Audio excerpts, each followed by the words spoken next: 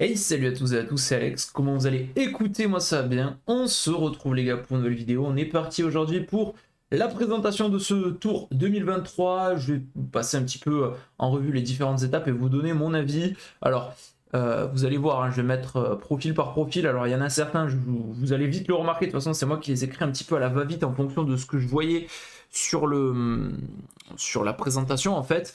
Donc, ils sont pas tout à fait exacts, mais ça permet à peu près de se situer. Donc c'est assez intéressant. On va commencer avec le tracé. Donc quand on le voit comme ça, il est vraiment ignoble parce que ça fait vraiment une grosse diagonale. C'est la fameuse diagonale du vide un petit peu qu'on avait étudié en géo. Mais très clairement, ça fait penser vraiment à ça. Donc à voir comme ça, il est très très moche. Mais par contre, je suis fan de ce parcours et je le dis pas souvent une fois qu'il est dévoilé. Donc ça promet parce que celui de l'année dernière, j'étais... Ouais, je le trouvais bien, mais sans plus, et je l'ai vraiment ultra kiffé. Enfin, les deux derniers, de toute façon, sont ultra kiffants. Mais ce parcours a l'air très intéressant. On va revenir sur les chiffres. 3404 km en tout. On aura quand même les 5 massifs montagneux, donc ça, c'est très intéressant. 30 cols classés en deuxième, première ou hors catégorie, donc ça, c'est quand même énorme. L'étape 17 avec 5100 mètres de dénivelé positif. Ce sera également le toit du Tour avec la Loze à 2300 mètres. On a seulement 32 km de contre-la-montre et 4 arrivées au sommet. Mais je suis assez fan de ces arrivées, pas spécialement justement au sommet. Et je trouve qu'elles sont très très bien positionnées. On va commencer avec la première étape. Celle-ci, on la connaissait un petit peu. L'étape autour de Bilbao. Une étape qui est très très vallonnée dans le Pays Basque espagnol. Et cette étape, elle est taillée très clairement pour les hommes forts, pour les punchers. Ça m'étonnerait quand même que les gros sprinters arrivent à passer, parce que ça va enchaîner. On peut avoir, je pense, de belles surprises sur cette première étape que j'aime beaucoup. Ça va être un final très très intéressant pour donner le coup d'envoi de ce tour.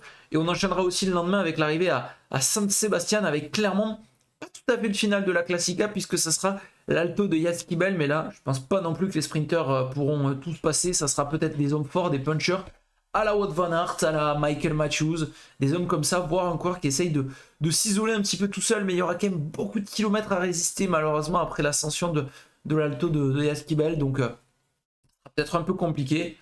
Par contre, sur la troisième étape, ça sera peut-être enfin le retour des sprinters. Avec un début assez intense au Pays Basque espagnol, on passera la frontière, on arrivera côté français, et une arrivée promise à Bayonne. Normalement, ça devrait être une arrivée au sprint, première arrivée, première étape promise donc aux sprinters.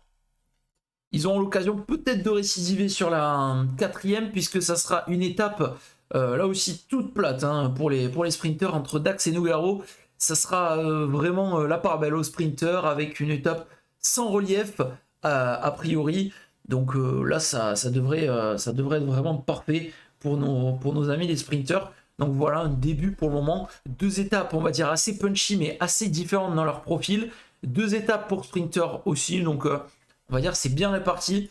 Et on aura deux étapes ensuite pour grimpeurs avec cette arrivée à Larens, avec le col du Soudé, le col de Marie-Blanque notamment dans le final. Ça sera le même final en fait qu'en 2020 où Pogacar s'était imposé. J'avais beaucoup aimé cette étape en tout cas puisque ça avait vraiment ferraillé dans Marie-Blanque et on avait eu le petit groupe de leaders qui s'était joué la victoire à Larens avec la victoire donc de Pogacar.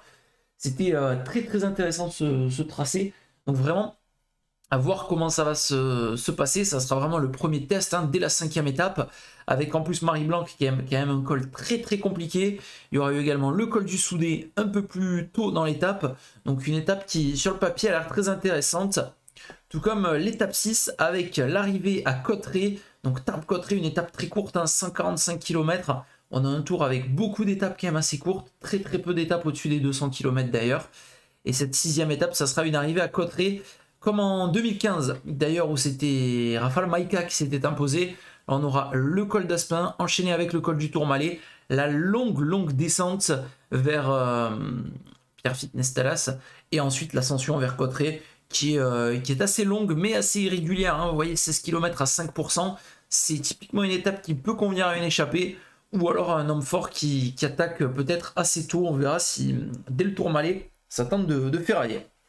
Des Pyrénées très courts cette année, puisque voilà, on a déjà terminé les Pyrénées pour se diriger du côté de Bordeaux sur la septième étape. Ça fait très longtemps qu'on n'a pas eu d'arrivée d'étape à Bordeaux. C'est vrai que c'était une des villes oubliées, alors que paradoxalement, c'est une des villes étape c'est une des villes qui a été ville-étape le plus de fois dans l'histoire du Tour, Bordeaux. Donc ça sera un plaisir entre Mont-de-Marsan et Bordeaux, une étape assez courte là aussi pour une étape de plaine, 170, 168 km, ça c'est pas tout à fait exact ce tracé-là. Mais voilà, ça sera le retour des sprinters. Ils ont quelques petites occasions, ils en ont plus que l'année dernière, mais je trouve le parcours, notamment dans les Alpes, beaucoup plus intéressant cette année, avec donc cette étape promise aux sprinters. Et la 8e, entre Libourne et Limoges, là par contre c'est moi qui l'ai tracé à peu près, donc ça devrait ressembler je pense à ça. C'est une étape assez piégeuse, hein, un peu plus accidentée. Typiquement après une semaine de course, ça peut être pas mal pour des sprinters punchers, ou alors un groupe avec des hommes rapides, je pense notamment comme Matthews hein, sur l'étape de Mende, ou alors clairement une échappée avec des baroudeurs, donc une étape très très intéressante pour cette 8e étape. Et surtout, la veille de la 9e étape, et là, quel kiff, avec le retour du Puy-de-Dôme, 35 ans après sa dernière ascension. Là, par contre, ça va être un gros morceau.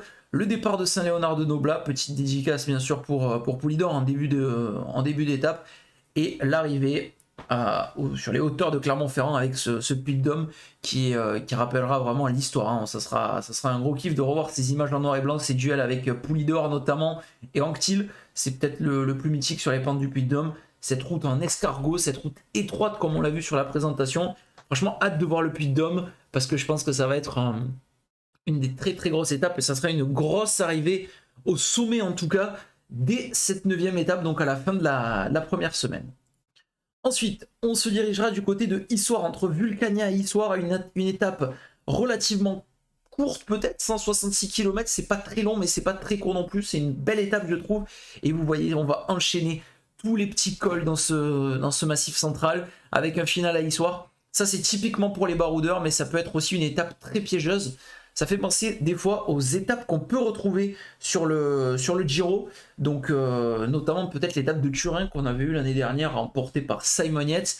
Ça peut être une étape là aussi où ça ferraille très très tôt et on peut avoir des grosses surprises entre les favoris. On aura ensuite une journée un petit peu plus tranquille entre Clermont-Ferrand et Moulins. Ça sera plus ou moins ce parcours, c'est moi qui l'ai tracé. Donc on va le prendre avec des pincettes, mais voilà, grosso modo, de toute façon, ça sera une arrivée pour les sprinters et pour les grosses pistes du peloton qui seront à nouveau au rendez-vous. Normalement, ça ne devrait pas échapper à un sprint. Ils seront contents de retrouver une occasion de victoire, mais ça va être très court puisque dès la 12e étape, entre Roanne et Belleville en Beaujolais, ça sera le retour là pour des punchers, on va dire. Mais aussi... ouais, ça peut être des baroudeurs. Il y a peut vraiment avoir tout dans cette étape. Des bons sprinters qui passent aussi, avec pas mal de cols, et notamment les enchaînements là, dans le final avec le col de Casse-Froide notamment. Le col d'après, voilà, les 3 cols là, qui vont s'enchaîner vont faire vraiment très très mal. Et ça sera un final assez intense, je pense, du côté de Belleville en Beaujolais. La 13e étape, une ascension sèche du Grand Colombier, un des cols peut-être ouais, un des plus durs, je sais pas, mais c'est une ascension très très particulière, par Culose notamment. Ça sera le même final en tous les cas qu'en 2020, là aussi où Pogacar s'était imposé avec ces quasiment 18 km d'ascension à 7%. Ça sera un 14 juillet en plus, donc ça va être vraiment une très très belle étape. Hâte de la voir. Là, c'est vraiment en plus une course de côte avec cette seule ascension dans le final. Donc ça va être, je pense, très très intéressant avec cette ascension du Grand Colombier. C'est une étape où on peut avoir des grosses défaillances en vue de la dernière semaine des Alpes qui s'annonce vraiment exceptionnelle. Puisque la 14e étape, ça sera entre Annemasse et Morzine, les portes du soleil. On aura notamment le col de la Ramasse, ça c'est quand même 14 km à 7% de moyenne. Et ensuite le col de Jouplane, le fameux col de Jouplane avec ses quasiment 12 km à 8,5%. Donc un final vraiment en beauté avec cette descente vers Morzine. C'est vrai que les étapes à Morzine, moi je kiffe tout le temps. Donc on verra ce que ça donne. Là aussi ça peut être une belle étape notamment pour le maillot de meilleur grimpeur, puisqu'il y aura pas mal de cols éparpillés un petit peu partout. Je pense que typiquement ça peut être une échappée et les favoris qui se jouent la victoire, enfin qui se jouent le classement général dans le col de Jouplane. Le lendemain, on aura une petite dédicace là aussi pour Romain Bardet, c'est pour ça que je l'ai mis avec cette arrivée à Saint-Gervais, le BT. Donc ce final très très compliqué, on aura enchaîné les difficultés tout au long de la journée en plus, notamment le col de la Croix-Frie et des Aravis juste avant. On aura la côte des Ambrans, 2 km 700 à 10%, et ensuite l'ascension vers Saint-Gervais, qui est là aussi 7 km à 8%. Ça va être une très très grosse étape, et on se rappelle le coup qu'avait fait Romain Bardet dans cette étape en 2016 déjà. Donc ça va nous rappeler des bons souvenirs pour Romain Bardet en juillet 2023. Ensuite, on aura le seul contre-la-montre de ce Tour de France, contre-la-montre de 22 km entre Passy et Combloux. Donc ça va être là aussi la côte de Domancy. Petit rappel pour le titre de champion du monde de Bernard Hinault. C'est un peu le même chrono, pas tout à fait, mais qu'en 2016, puisqu'on était passé par la côte de Domancy. Mais c'est vraiment un chrono pas pour les purs rouleurs, hein, vraiment. Là, c'est les meilleurs. Les grimpeurs pourront, je pense, bien limiter la casse. C'est pas très long, il y a quand même beaucoup d'ascensions. Donc ça sera relativement intéressant ce chrono. Après, c'est dommage qu'on n'ait pas un vrai chrono pour les purs rouleurs. Mais bon, c'est un choix depuis quelques années d'éliminer les chronos. Et ben voilà, hein, c'est ce qui a été fait à nouveau cette année. L'étape 17, alors là c'est l'étape reine avec le plus de dénivelé. On aura le col des saisies, on aura le Cormet de Rosseland. Donc là aussi, grosse ascension Cormet de Rosseland, le col des saisies. Juste après, ça sera la côte de Longefroy. Là quand même une belle petite ascension. Et le final avec le col de la Loze. Là le col de la Loze ça va être terrible, hein. 28 km à 6%. Et l'arrivée à Courchevel, donc après 7 km grosso modo de descente. C'est l'étape reine avec ces fameuses pentes du col de la Loze. On s'en rappelle en 2020. C'était impressionnant ce qu'on avait vu dans le col de la Loze. Dans tous les cas, ça sera la dernière étape des Alpes, mais pas la dernière étape de montagne. Vous allez voir encore ce qui arrive. La 18e, ça sera entre Moutier et Bourg-en-Bresse. Alors, elle fait à peu près 20 km de moins, mais j'ai pas réussi à trouver vraiment la route exacte.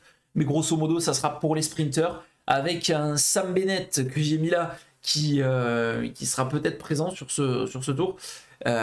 Qui donc, ce sera une étape pour les sprinteurs. Après les Alpes, ils pourront souffler. Ça sera encore une bonne occasion pour eux. Et les étapes de sprinteurs, en plus, sont réparties vraiment sur toute la longueur, hein. On n'a pas que des étapes de sprinteurs au début, et après que de la montagne. On en a un petit peu éparpillé partout. Et je trouve que c'est intéressant, ça permet de garder du suspense et d'avoir pas vraiment un mec qui domine. Parce que si on a un mec qui est dans une bonne période et qui a 4 étapes d'affilée, on sait que typiquement il peut remporter ces 4 étapes si c'est lui en grande forme. Alors que là, éparpillé partout, ça peut permettre à différents sprinteurs en fait de venir chercher des victoires. Et je trouve ça assez intéressant. La 19e, elle pourrait arriver au sprint, mais moi je vois bien vraiment l'étape piégeuse là entre moi en montagne et Poligny. Ça sera là aussi une fin de sortie des Alpes, mais un final pas si évident que ça, même si on a une longue ligne droite, hein, dans le final de 8 km. Ça sera quand même, il y aura quand même une grosse côte dans le final à parcourir.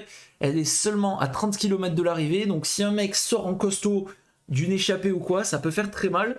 Ça me fait penser un petit peu aux 19e étape qu'on avait eu en 2020 avec la victoire d'Andersen et en 2021 avec la victoire justement de Matej Mohoric. Donc on verra un petit peu ce que ça fait. Et également cette année, même 2022, avec la victoire de Christophe Laporte.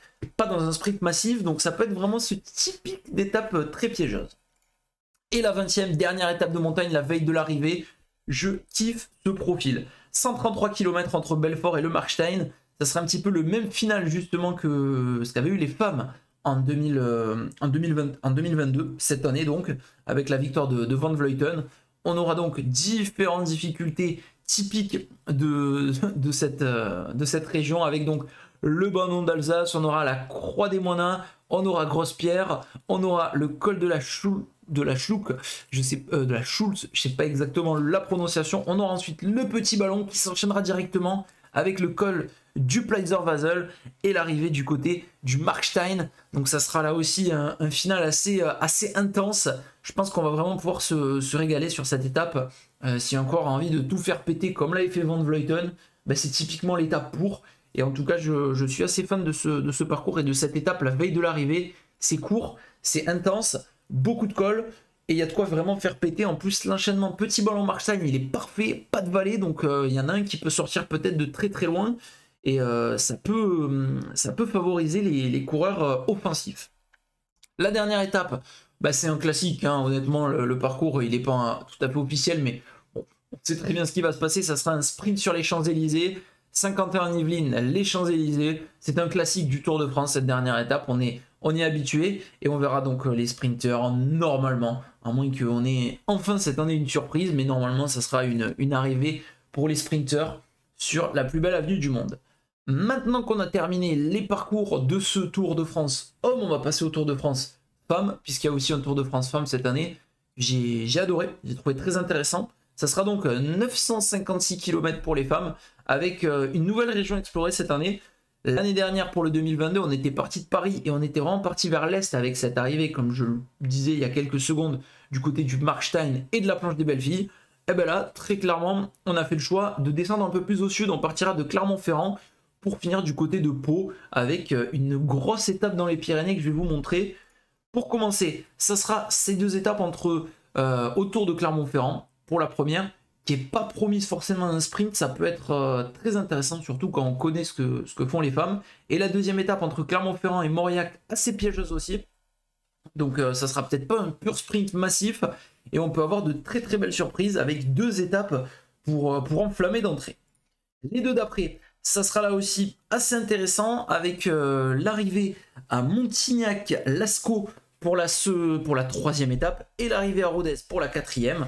Là aussi Rodez, le final très très intéressant avec une arrivée en bosse. Donc ça favorisera les plus punchy d'entre elles. Ensuite on aura vraiment deux étapes normalement pour sprinters avec Vibes hein, qui avait été monstrueux cette année-là. Là on va arriver du côté d'Albi et de Blagnac. Donc deux étapes normalement promises aux sprinters avant le bouquet final. Ça sera celui-ci. Avec les Pyrénées, on aura une ascension du Tourmalet, une arrivée au sommet du Tourmalet, précédée de l'Aspin. Donc là, ça va être très intéressant. Ça sera gravi par le côté Mongy, donc par Sainte-Marie-de-Campan. C'est un versant de 17 km à plus de 7%. C'est quand même intéressant. Et on aura ensuite un chrono dans les rues autour de Pau. C'est un petit peu le même chrono qu'avait remporté Julien Alaphilippe, de toute façon, en 2019. Donc un parcours femme là aussi très très intéressant. Que j'aime beaucoup. J'aime beaucoup les deux parcours et j'ai vraiment hâte de voir ce que ça va donner. De toute façon, comme je le dis bien souvent, c'est pas le parcours qui fait la qualité de la course, c'est vraiment les coureurs qui le font. Mais quand on sait les énergumènes qu'on a, c'est-à-dire les Vingegaard, les Pogacar, on peut citer même Evenepoel qui ne viendra, je ne pense pas. Je pense qu'il ira 100% sur le Giro, Remco avec le peu de chrono qu'il y a, etc. Mais un Peacock par exemple, même s'il va pas jouer le général, qui peut faire des folies. On a vraiment beaucoup de coureurs qui voudront tenter des choses et on a vraiment le parcours pour. Très peu d'arrivées au sommet, mais les arrivées, comme je l'ai dit, du côté de Courchevel avec le col de la Loze juste avant et l'arrivée au Markstein, ça va vraiment être très très intéressant. Et surtout la Loze, quand on avait vu le chantier que c'était en 2020, là avec l'arrivée en plus d'air à Courchevel, ça peut être encore plus intense. Donc vraiment hâte de voir ce parcours 2023. Hâte d'avoir aussi les premières variantes sur PCM notamment. Je pense qu'il y en a certains qui vont s'amuser à les créer.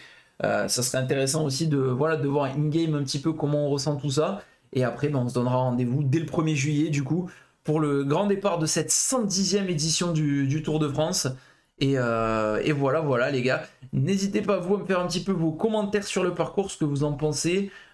Pour vous, qu'est-ce qui est bien, qu'est-ce qui est pas bien. Les étapes qui vous allèchent en tout cas sur le papier. Voilà, on se dit rendez-vous très prochainement en tout cas pour de nouvelles vidéos. Je vous dis à la prochaine les gars, portez-vous bien, ciao tout le monde, bye bye.